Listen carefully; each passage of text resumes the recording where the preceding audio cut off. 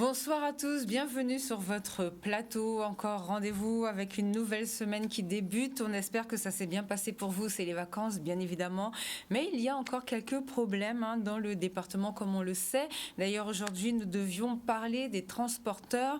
Mais il y a une réunion jeudi. On va essayer de suivre ça au plus près pour voir un petit peu ce qui se passe de leur côté et comment ça se passe pour eux, pour ce secteur professionnel dans notre département. Mais du coup, ça nous a permis d'avoir un super plateau où on va vraiment pouvoir parler de consommation locale aujourd'hui et parler de ce qui se fait en Guadeloupe. Nous avons une nouvelle jeune femme en plus que je vais vous présenter dans une minute et qui est venue cet après-midi pour parler un petit peu de coaching, c'est notre Christina Cordula, on va dire, guadeloupéenne locale. Exactement. Donc, Madame Jeannette Guérande, bonsoir. Bonsoir, salut. Alors, vous êtes de Code Allure. Voilà, c'est la société Code Allure, donc je suis conseillère en images et voilà, donc je vais en parler un petit peu plus en détail tout à l'heure. D'accord, merci d'être avec nous cet après-midi. Et bien sûr, vous le connaissez déjà pour les gens, on a beaucoup parlé de lui pour le fruit à pain, par exemple, dans tous ses états, monsieur Eddy Babel, notre locavore guadeloupéen qui nous parle de consommation locale, qui est en avance sur tous les hommes politiques, comme j'arrête pas de le dire depuis quelque temps. Votre programme, en fait, était là. C'est Eddy Babel, président de Guadeloupe. Et vous étiez vraiment dans le champ. D'ailleurs, vous allez nous donner votre impression et nous dire quelques mots de ce que vous avez pensé de cette fameuse campagne du coup. Et vous êtes revenu nous parler de votre livre parce que vous participez à un événement avec un de vos partenaires que vous allez nous présenter. Tout à fait. Bonsoir. Bonsoir, merci beaucoup pour l'invitation. Donc, alors c'est monsieur Terence Pierrot. Exactement. Alors présentez-vous rapidement parce que je vois que monsieur Babel était un petit peu... On a fait connaissance tout à l'heure donc... allez-y, expliquez-nous ce que vous faites alors. Voilà, donc Terence Pierrot, donc cofondateur de la société Nourio. Nous sommes spécialisés en fait dans la création de pâtes alimentaires à base des produits locaux. Ça, donc on génial. A des pâtes alimentaires de patates douces, de fruits à pain et plein d'autres recettes qui arrivent. Ça franchement c'est génial. Donc prenez déjà vos numéros, vos stylos parce que tout à l'heure on va donner tous les numéros de téléphone et à la fin de l'émission on va vous donner l'agenda pour ces vacances parce que vous allez voir il y a pas mal de choses qui se font. Bonsoir. Bonsoir. Alors, avant de commencer, on va vous lancer une petite vidéo très intéressante et on revient tout de suite. D'accord. Comment s'habiller lorsqu'on est fait en rectangle ou en H? Je vous dis tout dans les astuces Code Allure.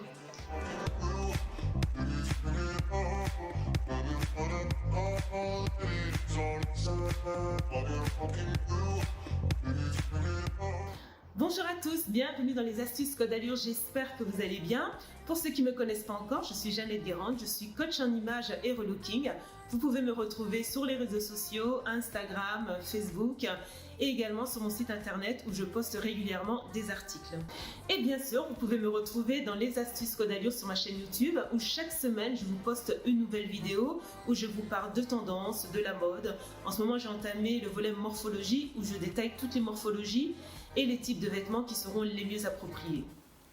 Voilà, donc franchement c'est génial, c'est très rafraîchissant, Merci. C'est même mieux que Christina Cordula franchement, parce qu'on s'endort un petit peu devant elle, alors que là c'est vraiment intéressant.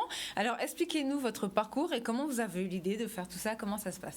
Voilà, tout à fait, donc je suis conseillère en images depuis maintenant, diplômée depuis 6 ans je crois, voilà.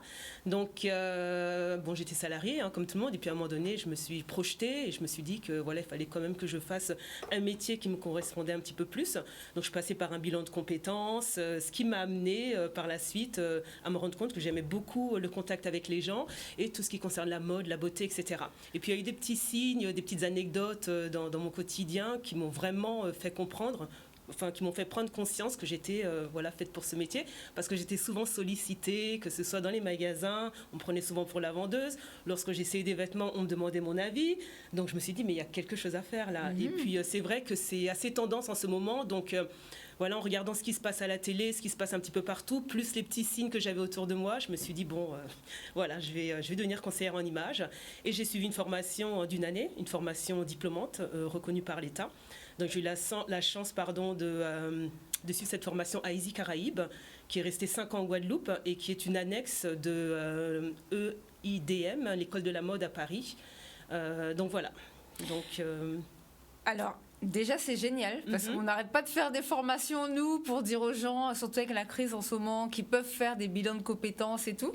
Donc, ça fait plaisir de recevoir quelqu'un qui a eu l'occasion et qui a un retour et qui a pu changer de métier et faire une formation diplômante suite à ça. Mais maintenant, il faut nous raconter une petite anecdote, là, maintenant. Une petite anecdote mais laquelle, par rapport au métier Oui, ou bien, pourquoi pas, celle qui a fait que vous êtes venu vraiment, vous vous êtes dit non, là, il faut que je me lance.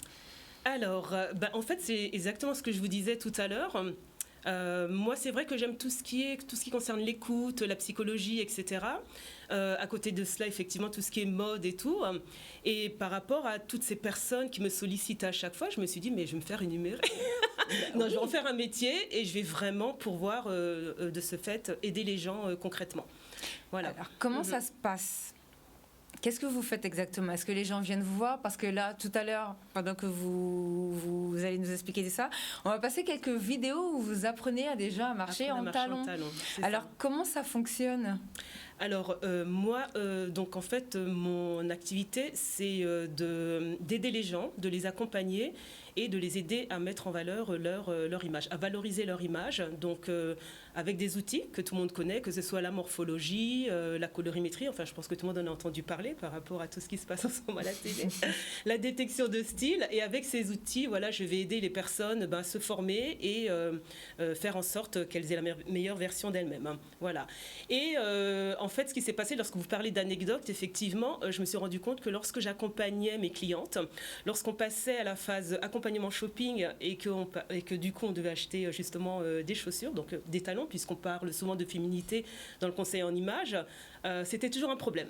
Voilà, donc tout de suite, on avait peur. Ah oui, moi, je porte pas de talons, je ne sais pas marcher en talons. Je me suis dit, mais je comprends pas. Vous êtes venu me voir justement pour être plus féminine, etc. Donc, ça passe également par le port de talons, pas forcément haut, mais à chaque fois, c'est un réel problème. Je me suis dit, mince, il y a quelque chose à faire là. Et c'est comme ça qu'est né également l'atelier Apprendre à marcher en talons. D'accord. Voilà. Donc, alors, on va passer les vidéos. Là, vous étiez où ? Dans un magasin, dans un centre commercial ? Comment ça s'est organisé ? Dans un magasin, tout là. Donc, en fait, j'ai tout simplement communiqué.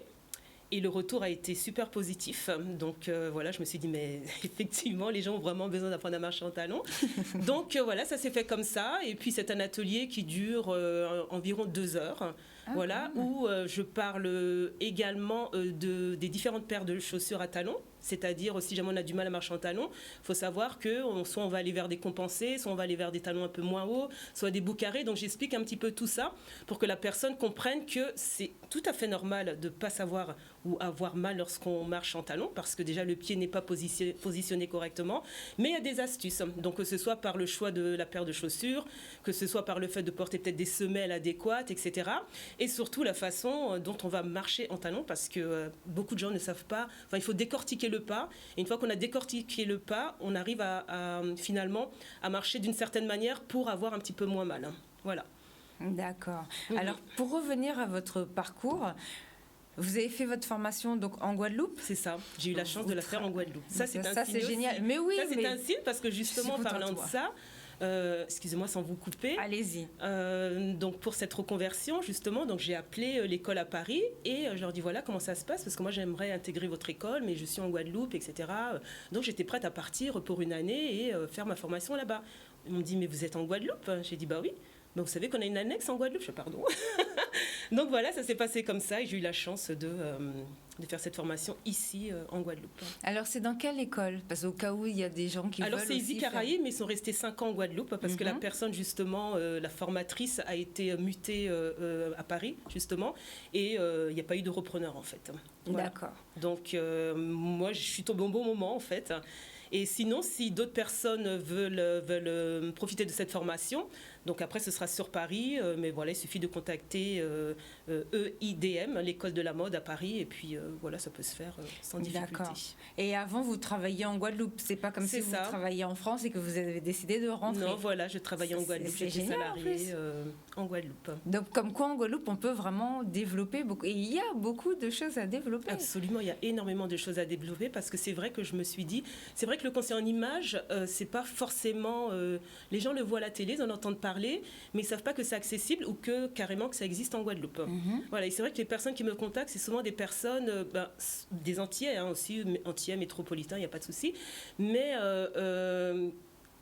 qui viennent souvent de la métropole, donc des Antillais éventuellement qui viennent de la métropole et qui savent déjà que ça existe en fait. Donc tu as ProLooking sur internet, on tombe directement sur Code Allure, mais l'Antillais local, il sait peut-être pas forcément que ça existe, d'où ma présence ici pour leur faire comprendre que ça existe en Guadeloupe et que c'est totalement accessible en plus. En plus, moi j'adore votre tenue. Alors tout le monde merci. sait qu'au niveau mode, je suis très nulle en plus. Mais faut pas dire Donc, ça, c'est pas vrai. votre tenue, c'est très Mais joli. non, vous êtes superbe. Chacun son style. Non, mais franchement, oui, mais moi aussi, c'est au plus simple. Mais j'adore. Déjà, ça me paraît simple. Ça veut dire que Voilà. on dirait que c'est une robe ou une tunique qu'on peut mettre avec un C'est jean. ça, un petit top et plume, tout simple. Donc pour aller travailler, je pense que pourquoi pas, comme en ce moment on fait beaucoup de choses avec du coaching et tout, pourquoi pas pour aller travailler, vous allez nous faire des petites vidéos pour voir comment C'est les ça. femmes peuvent faire pour être dès le lundi matin pour être au top, pour aller travailler. Tout à Comment fait. ça fonctionne quand les gens prennent contact avec vous alors? Alors, les personnes, donc on me contacte soit via mon site internet, à codallure.fr, et les personnes qui me contactent, c'est des personnes soit qui ont un projet personnel ou professionnel. Quand je dis projet personnel, ça peut être éventuellement parce que bon, le corps a physiquement le corps a changé, pardon, que ce soit pour une grossesse ou X raison. Donc la personne se retrouve plus forcément dans sa silhouette, elle se reconnaît plus et son dressing, du coup, ne correspond plus du tout à sa silhouette d'aujourd'hui. Et donc moi, grâce à mes outils, notamment la morphologie, ça va permettre à la personne de comprendre sa silhouette, de l'assumer, ça c'est vachement important, c'est super important, pardon, et par la suite, donc, de trouver des formes de vêtements qui vont pouvoir la mettre en valeur.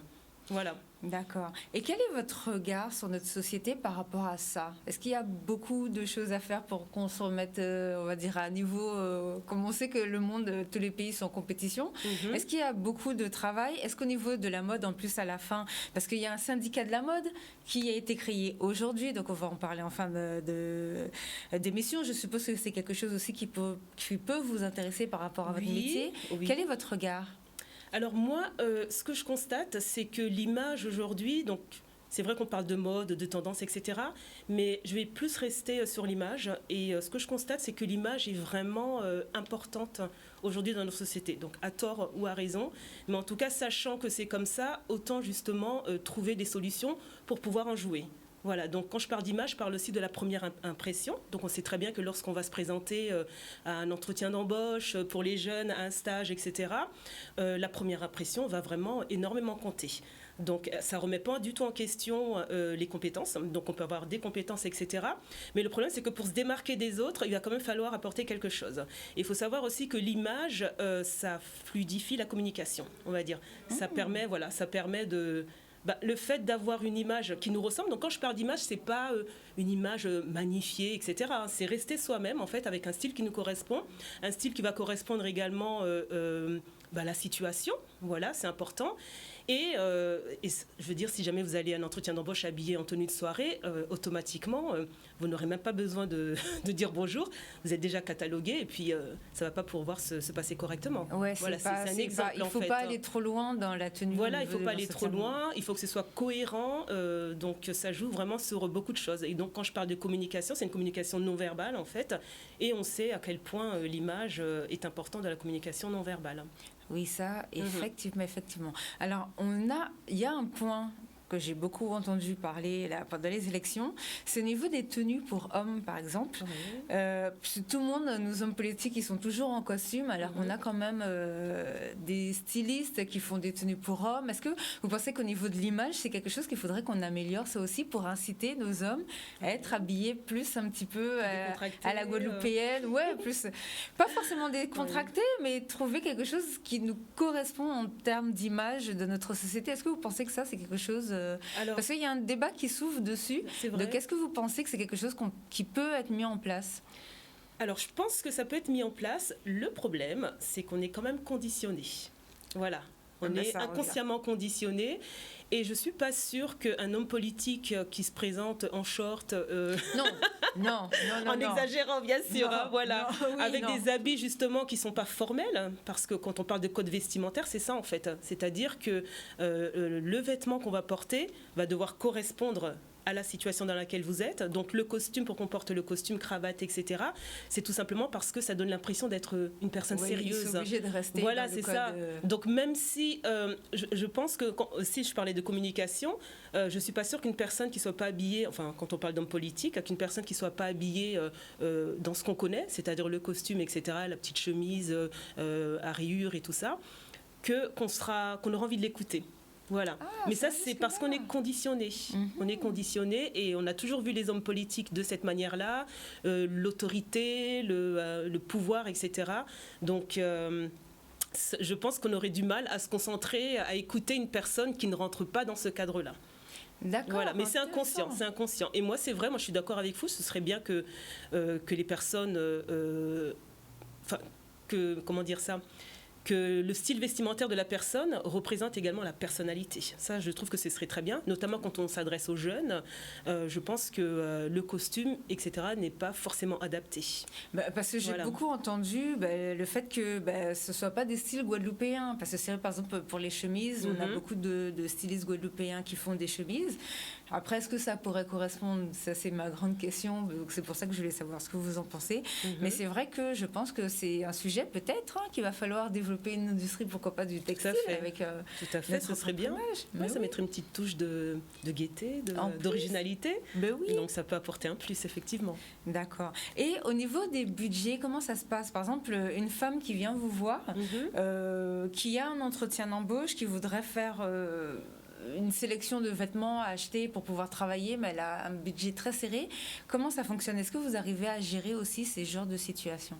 Oui, donc moi je peux proposer déjà par rapport financièrement parlant, si la personne a un petit peu de mal, je peux lui proposer de payer par exemple en plusieurs fois. Voilà, donc ça je pense que c'est déjà pas mal. Et de toute façon, on parle beaucoup au début. Voilà, je suis très dans l'écoute, etc. Et donc il n'y a pas de pression. Donc si la personne ne peut pas tout de suite, on se revoit un petit peu plus tard. Donc c'est vraiment géré dès le départ avec le client. D'accord. Moi, je parlais plus du budget pour les vêtements achetés. Si la personne doit renouveler, en fait, c'est par exemple quelqu'un qui n'a... Parce qu'on a beaucoup ce cas, nous.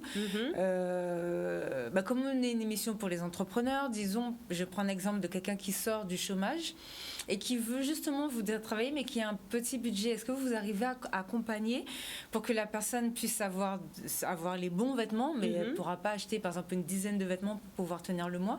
Est-ce que vous arrivez à gérer ce genre de situation? Oui. Moi, je leur explique que de toute façon, le but, c'est pas de tout acheter en même temps. C'est impossible de changer tout son dressing parce que ça va être un budget vraiment énorme. D'accord, très important. Donc, si jamais la personne est venue me voir pour une situation précise, donc un entretien d'embauche éventuellement, donc on va vraiment s'axer sur ce vêtement-là.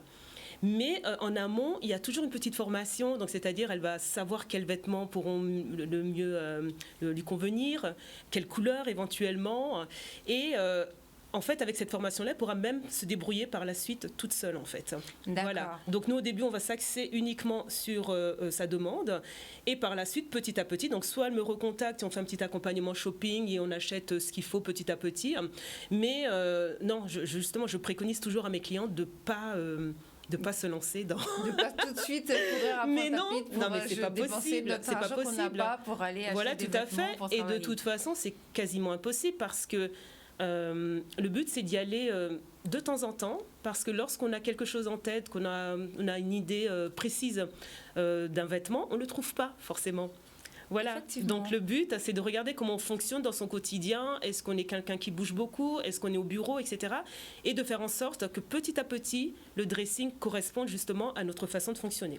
Donc ça peut mettre plusieurs mois en réalité. Ça peut mettre plusieurs mois, une année... Mais voilà, et ce que je leur conseille aussi, c'est d'avoir au départ des basiques, donc des basiques comme des jeans, des chemises blanches, etc. Ensuite, quelques vêtements, on va dire des coups de cœur, un peu plus à la mode, plus branchés, et puis d'associer les vêtements. Et il faut savoir qu'avec 10 vêtements, on peut faire énormément Assemblages d'associations. différents. Voilà, c'est ça le but. À partir du moment que vous avez des vêtements qui correspondent à votre silhouette, où la couleur également va pouvoir vous illuminer, et que vous avez des basiques, normalement, avec quelques vêtements, vous pouvez largement fonctionner pendant très longtemps. D'accord. Voilà. Bah Et au ça, fur c'est et à très mesure, intéressant, on rajoute petit à petit. Et le but, c'est d'avoir un dressing fonctionnel, pratique, et surtout pas qui déborde. C'est pas possible. D'accord. Voilà. Est-ce que comme vous êtes conseillère en image, est-ce que vous travaillez aussi, je sais par exemple qu'il y a des associations qui récupèrent des anciens vêtements ou bien il y a des pièces à choper ou je sais voilà. Non, Est-ce que mais c'est une vous idée. connaissez tout ce système, tout Oui, ce j'en monde et entends est-ce que parler. vous travaillez avec eux J'en ou entends pas? parler, mais c'est une très bonne idée parce que justement, dans les clientes, enfin les clientes que je suis m'en parlent des fois lorsque on finit la formation, elles me disent au final il va falloir que je me débarrasse de tout ce qui est là. C'est ça. Et on en parle, donc je parle d'Emmaüs, etc. Et c'est vrai que ce serait bien que je rentre en contact éventuellement avec certains organismes pour pouvoir justement leur transmettre les vêtements qui sont plus que la personne ne souhaite plus garder. D'accord, ça c'est une très bonne idée, ça. Je pense que je vais m'organiser justement pour voilà. Si pour les contacter. Si en plus on peut faire ça, ce sera une bonne chose. Est-ce que vous avez des événements de prévus prochainement? Alors je crois en plus qu'il y a une deuxième vidéo si je me trompe pas. Et est-ce que vous avez des événements prévus prochainement ou pas? Comment ça va se passer? Alors, pour les événements, oui, pour les ateliers, donc je vais relancer les ateliers Apprendre à marcher en talons, parce qu'avec le Covid, malheureusement, j'ai dû arrêter, parce que bon, il fallait pas plus de 10 personnes, etc. C'était un petit peu compliqué, et même on sentait que les gens avaient peur de se retrouver ensemble. Donc là, bon, ça se détend un petit peu, même si on entend parler quand même que ça recommence un petit peu. Mais voilà, c'est les ateliers Apprendre à marcher en talons que je vais relancer, notamment pour les vacances. Donc les personnes qui sont intéressées, je les invite à me contacter et me laisser leurs coordonnées éventuellement, que je puisse fixer les dates et vous contactent où et comment? Alors, ils peuvent me contacter soit directement en me contactant par téléphone, donc le 06 90 90 34 34, donc c'est tout facile, ou sinon me contacter via mon site internet à codallure.fr, donc ils peuvent m'envoyer un message par mail, voilà. D'accord, donc 06 2 x 90 2 x 34 ou sinon sur les réseaux sociaux pour avoir toutes les informations et le maquillage parce que moi je vous êtes super bien maquillée là. Donc c'est aussi vous donner les conseils tout.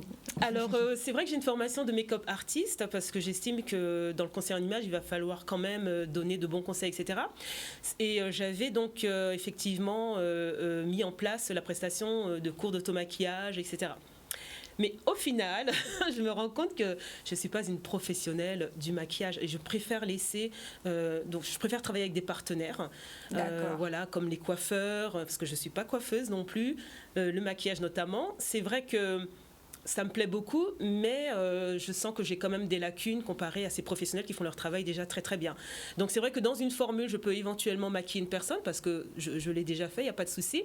Mais proposer comme ça des prestations de pur maquillage, non, je trouve qu'il faut laisser vraiment... chacun doit être à sa place. Et moi, j'invite vraiment les personnes à contacter les maquilleuses. On en a vraiment de superbes en Guadeloupe, donc voilà, il ne faut pas hésiter. D'accord, merci beaucoup pour cette présentation. Est-ce que vous voulez nous rajouter quelque chose?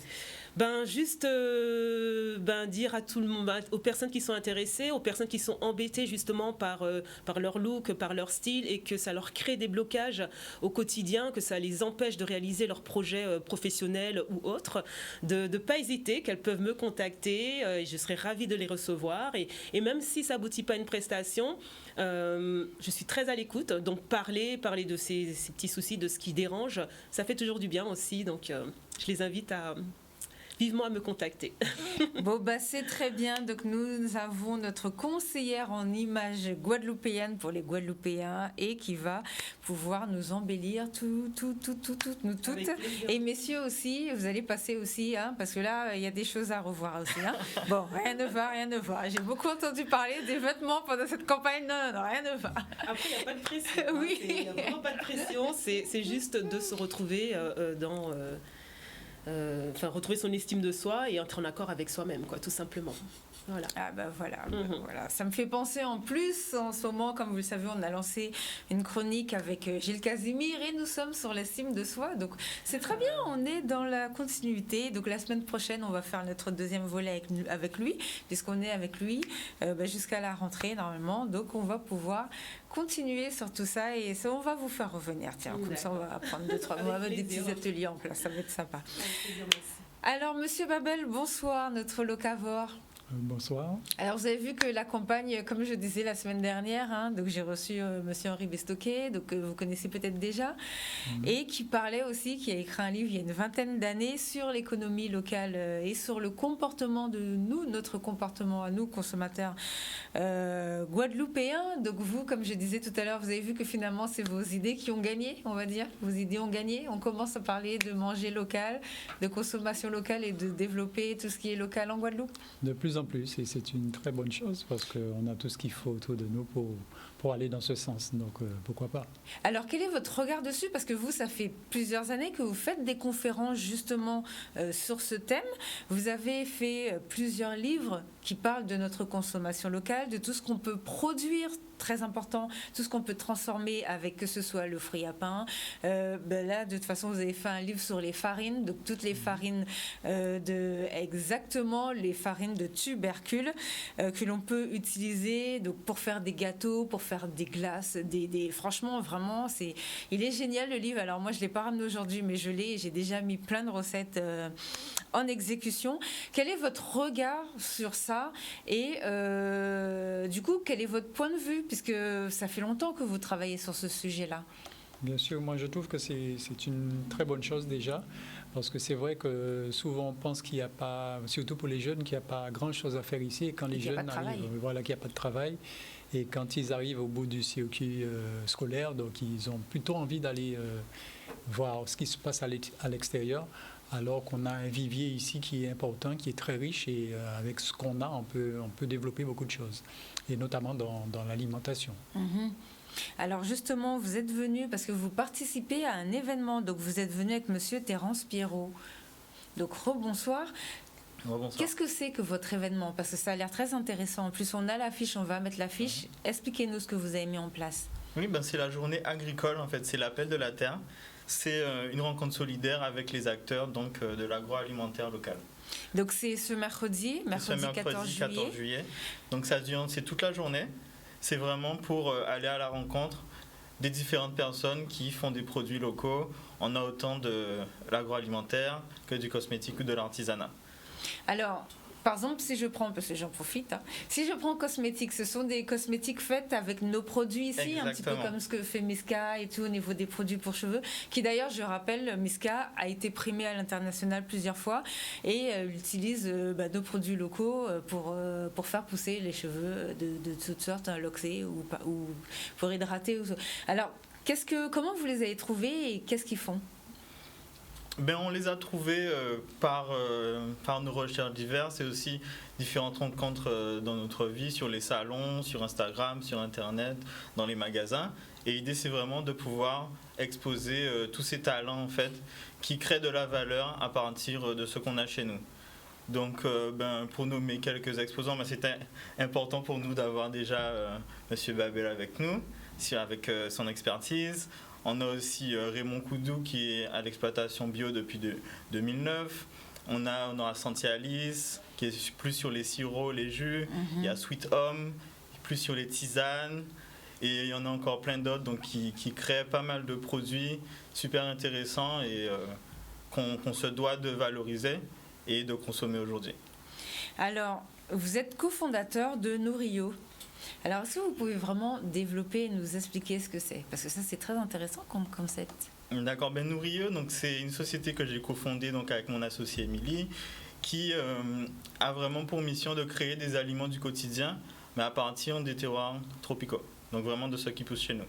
Donc on commence donc, avec les pâtes alimentaires, et je voulais surtout rajouter que c'est une société qui est née aussi grâce à la solidarité donc de ceux qui croient en nous, puisqu'on a pu financer notre recherche et développement grâce à une campagne de financement participatif l'année dernière. Donc ça veut dire que la région et le département fuitent, ils vous ont pas... Non, pas encore. J'en vois ça là. Mais j'espère que ça va venir. Mais j'espère aussi, puisqu'ils nous ont dit, répété ces derniers mois là, que justement les subventions, ça coulait de source. Donc allez-y, expliquez-nous tout ça. Parce que ça, c'est un produit quand même qu'il faut qu'on soutienne nos pâtes guadeloupéennes. Expliquez-nous tout ça, continuez. Voilà, donc c'est né. Donc encore merci à tous ceux qui nous soutiennent tous les jours et qui ont hâte, donc comme moi-même, de retrouver ces produits donc dans les magasins. Et donc ce sont des pâtes alimentaires. On commence avec les spaghettis et les fusilli, les torsadés. Les torsadés. Voilà, parce que ce sont les produits en fait que les gens consomment le plus. Et l'idée, c'est vraiment de pouvoir créer un peu à l'image du dernier ouvrage de Monsieur Eddie Babel, donc de trouver des solutions d'alimentation, mais qui nous ressemblent tout simplement.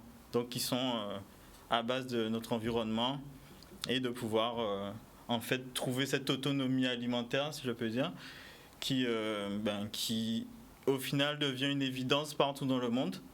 Donc il va falloir il va falloir s'y mettre, arrêter de manger les affaires. Et c'est justement le but de l'événement également. D'accord. Alors, je ne sais pas si vous aviez eu le temps de voir, la préfecture a mis en place le PAT, là, les projets d'alimentation territoriale. Est-ce que vous avez déposé un dossier ou pas encore? Est-ce que vous savez comment ça fonctionne? Pas encore, mais je me suis déjà rapproché, donc par exemple du plan alimentaire d'alimentation territoriale de Cap Excellence, d'ailleurs, ils vont passer aussi à la journée. C'est bien, s'ils viennent, c'est bien.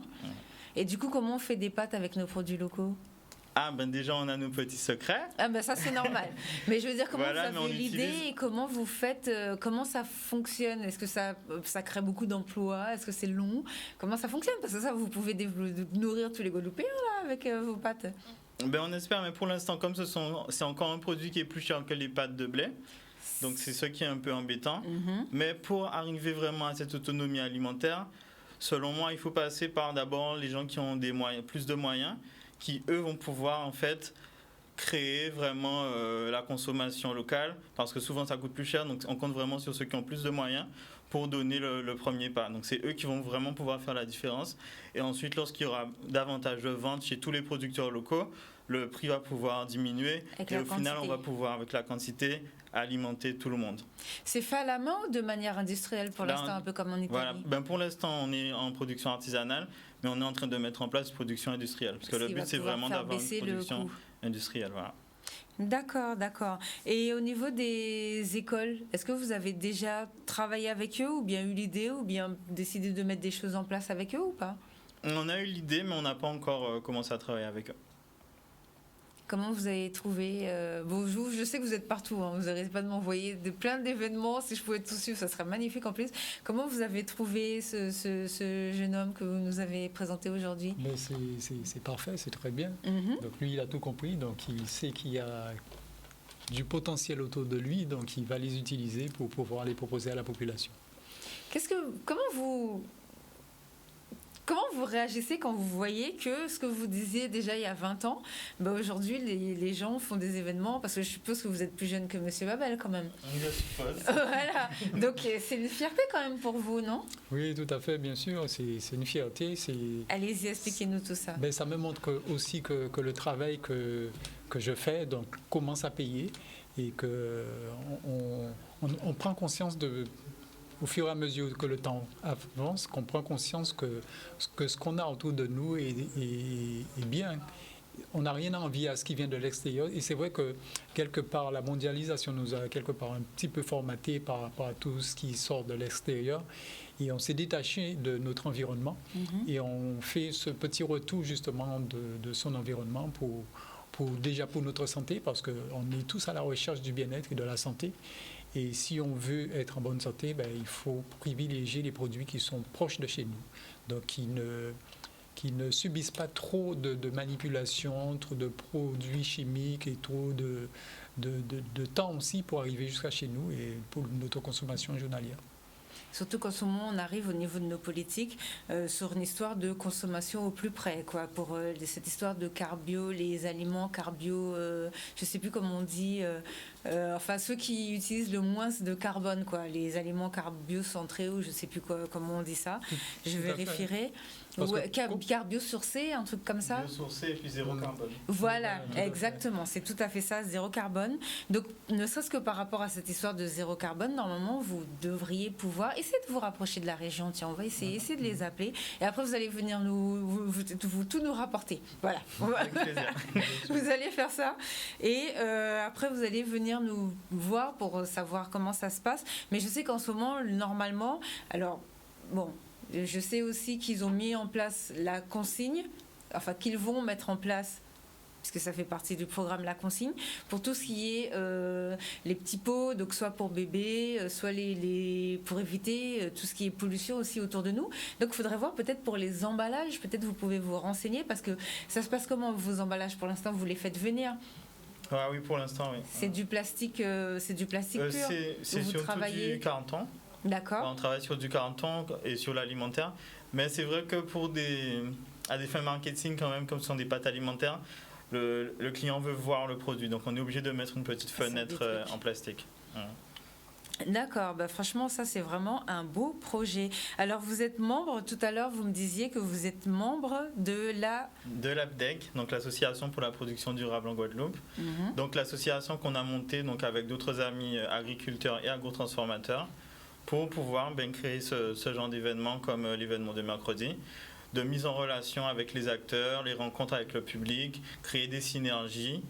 Et en même temps, on est en train aussi de créer une plateforme, donc un observatoire de l'alimentation durable en Guadeloupe. Génial, donc pour retrouver les informations, les actualités, les statistiques, les chiffres, pour tous ceux qui sont déjà donc, dans le business ou d'autres qui veulent se lancer, qui puissent vraiment comprendre, avoir tous les outils à disposition pour vraiment renforcer cet écosystème de l'alimentation en Guadeloupe. Comment vous avez eu l'idée de mettre ça en place? Parce que ça, c'est génial, ça. L'idée vient toujours du besoin. Donc c'est parce que c'est un besoin, même pour créer Nourio à la base, on avait besoin d'études de marché, les chiffres dataient, d'autres étaient plus compliqués à avoir. Et j'ai rencontré d'autres personnes qui aussi avaient les mêmes besoins, avaient aussi les idées, donc on s'est mis ensemble et on s'est dit qu'il fallait le faire, et puis voilà, donc on passe à l'acte. Alors, rentrer sur le marché des distributeurs, est-ce que c'est difficile? Parce qu'en plus, ils demandent des pourcentages assez élevés quand même. Pour l'instant, on n'est pas encore commercialisé, mais en réalité, on a pas mal de demandes. Donc, je pense que c'est pas difficile lorsqu'on a un bon produit. D'accord. Donc, voilà. Donc, si le produit est bon, que le marketing est bon, il n'y a aucune raison de ne pas être vendu, mais il faut que le produit soit connu. Il faut que ce soit il faut que vous ayez des quantités. Parce que je sais par exemple que le sirop, la Marie Galantaise et tout sont rentrés à Ecomax, à Leader Price. Non, peut-être pas à Leader Price, mais à Ecomax et tout. Donc ça c'est bien, c'est une très bonne chose. À Leclerc aussi, je crois. Et les petits pots de, par exemple, petits pots pays ou bien Potidoun.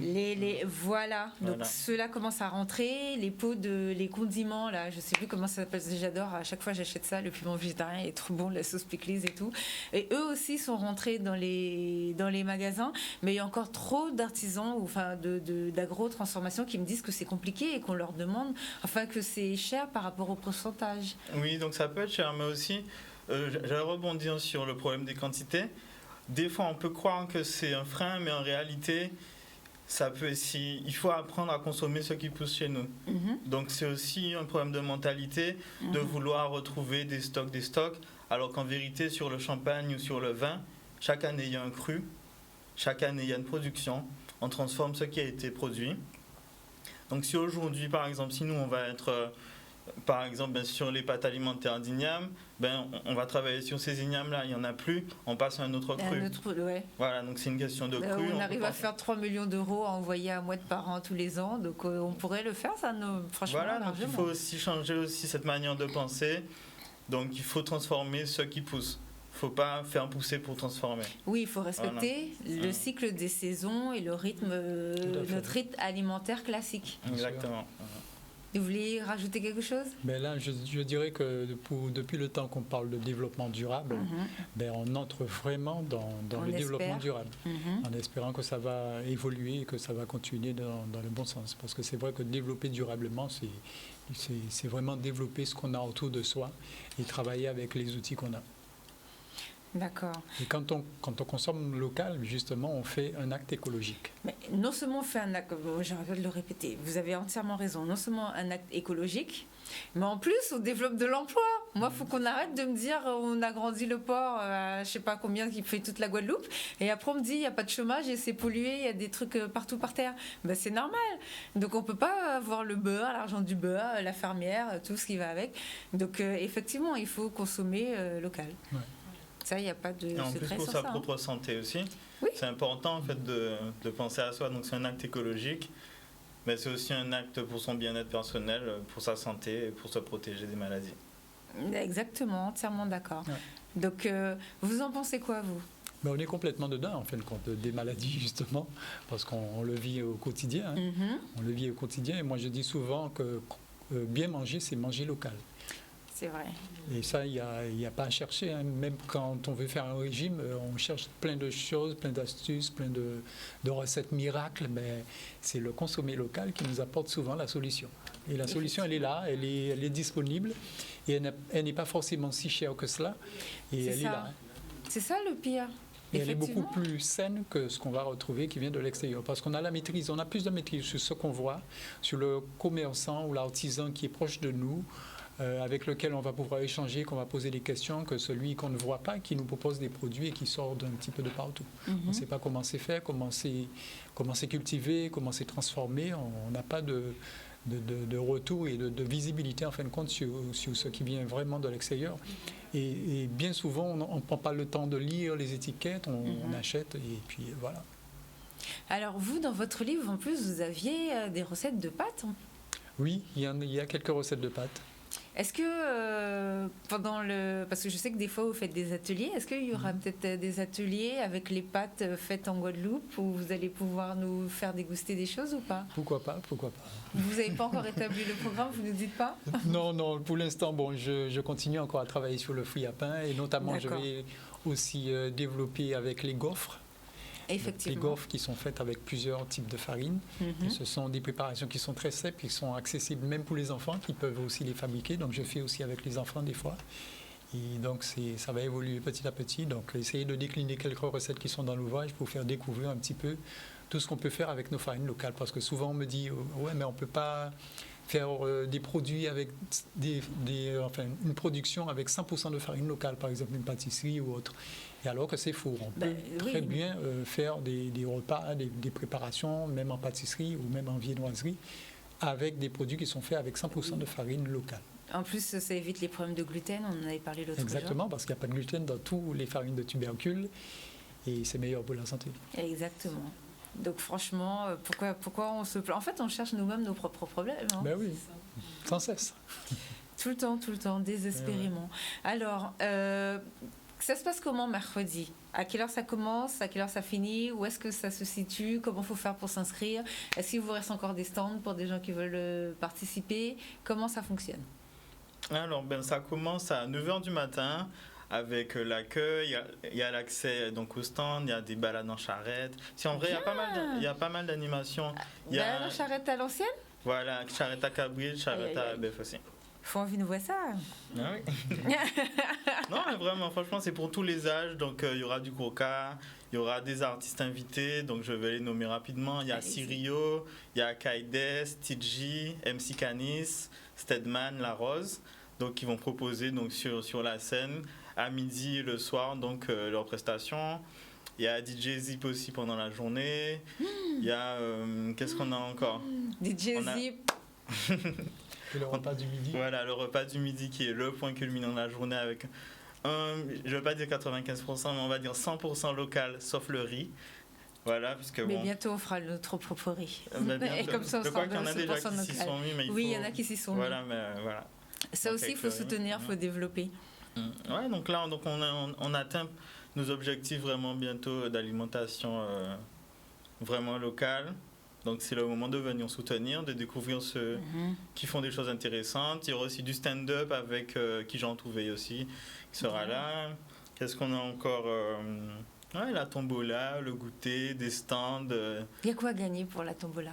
Alors, la tombola, il y a pas mal de petits lots. Déjà avec les exposants, c'est qu'il y a aussi des bons d'achat avec Casa Animal. Et puis, Il y a plein de petits lots. Bien. Donc prenez vos papiers, vos stylos 06 90 14 13 91, c'est ça hein? Voilà le numéro pour les informations. Et pour acheter les préventes, donc c'est sur Access, donc c'est akces.fr pour avoir les préventes ou contacter directement le numéro pour pouvoir avoir son petit ticket qui donne accès bien sûr donc à tous les stands toute la journée, au déjeuner, une boisson et aussi la participation à la tombola. D'accord. Bon, c'est génial et c'est à Sainte-Anne, c'est ça hein? Voilà, donc c'est à Sainte-Anne à Fouché, donc rue de Gaspard. Donc on va bien mettre une signalisation. Sinon, vous pouvez chercher aussi sur Google pour venir. Moi, chaque fois que j'y vais, c'est avec le GPS. Voilà, parce que je suis pas des enfants. Mais du coup, voilà, donc c'est trouvable. Donc rendez-vous tous le 14 juillet. Donc. D'accord. Est-ce que vous voulez rajouter quelque chose, Monsieur Babel? Mais je dirais qu'avec toutes ces initiatives, donc je pense qu'on est prêt pour avancer vers une certaine autonomie et que la porte est ouverte. Donc il ne faut pas avoir peur de se lancer et de consommer local. D'accord. Bon, les vacanciers, voici votre agenda. Donc, si vous voulez, vous pouvez passer faire un petit relooking. Pourquoi pas, pendant que vous êtes là, vous profitez. Et vous allez mercredi comment ça s'appelle? À la foire agricole. La journée agricole. La journée agricole. Donc, agricole, comme en anglais. Vous savez que mon anglais est nul. Donc, pour aller voir l'appel de la terre et l'appel de notre terre, Guadeloupe. PN, merci d'avoir participé avec nous sur notre plateau cet après-midi. Donc l'agenda de la semaine, comme vous le savez, vous connaissez déjà Mr. Makeup, il a une petite vidéo pour vous. Hello people. Hey, c'est ma phrase. Il fait qu'à débarquer. Je vais connaître là, je vous dis musique, défilé, danse, tout ça, ça se passe le 14 juillet au Printemps. Il y aura des artistes invités. Nous vous invitons à ne pas perdre de temps et suivez-nous sur les réseaux sociaux. Attention, c'est sur invitation, mais vous pouvez toujours nous suivre en direct. Ça sera le moment de vous connecter sur les réseaux. Ça va être chaud. Donc vous avez pris les rendez-vous le 14 juillet, donc restez connectés sur les réseaux sociaux.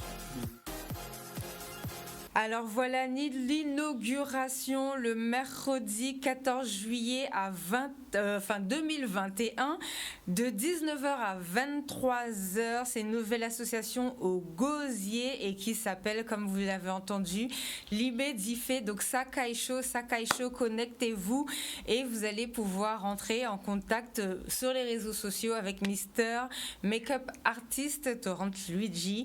Nous avons surtout très important le syndicat professionnel du secteur textile qui a été créé aujourd'hui, donc appel à candidature. Aujourd'hui, il y a une réunion à 10h ce matin au CFA du Rézé. Nous allons suivre un petit peu cette création du nouveau syndicat professionnel guadeloupéen. Donc, vous travaillez dans la filière textile, vous souhaitez intégrer un syndicat professionnel. Nous avons besoin de chacun d'entre vous afin d'organiser cette filière. En plus, vous savez que notre filière est très connue au niveau du monde entier. Donc il faut vraiment qu'on se mette bien et qu'on puisse vraiment se mettre sérieusement pour travailler. Donc la vice-présidente de la commission d'administration provisoire de la Chambre des métiers et de l'artisanat de la région Guadeloupe, Madame Claudie Carabin, lance un appel pour la mise en place du syndicat professionnel du textile comme je disais tout à l'heure, 12 juillet, donc aujourd'hui à 10h. J'espère que vous avez bien été présents et de toutes les façons, ça commence et nous sommes en train de mettre tout ça en place. Donc n'hésitez pas à vous inscrire auprès de Madame Carabin. Le port du masque était obligatoire. 06 90 23 71 29 pour toutes les personnes qui travaillent dans le secteur de la mode. Et dernière information avant de rendre l'antenne rapidement, le Parc national Guadeloupe a mis en place, vous savez, tous les lundis et tous les samedis font des événements. C'est jusqu'au 14 août. Vivation en nous. Allez découvrir le parc naturel de Guadeloupe. Comme vous le savez, nous sommes 4e mondial. Voilà. Donc nous avons vraiment une flore et une biodiversité impressionnante. Allez-y, c'est gratuit. C'est des parcours pour les enfants et comme ça, n'hésitez pas à vous rapprocher d'eux au niveau de leur site internet ou bien sur Facebook. Parc naturel Guadeloupe. Merci de nous avoir suivis. À la semaine prochaine déjà avec Gilles Casimir parce que nous allons continuer notre coaching sur l'estime de soi. Merci d'être venu sur notre plateau. Merci à vous. Merci. Merci à tous, au revoir. Au revoir.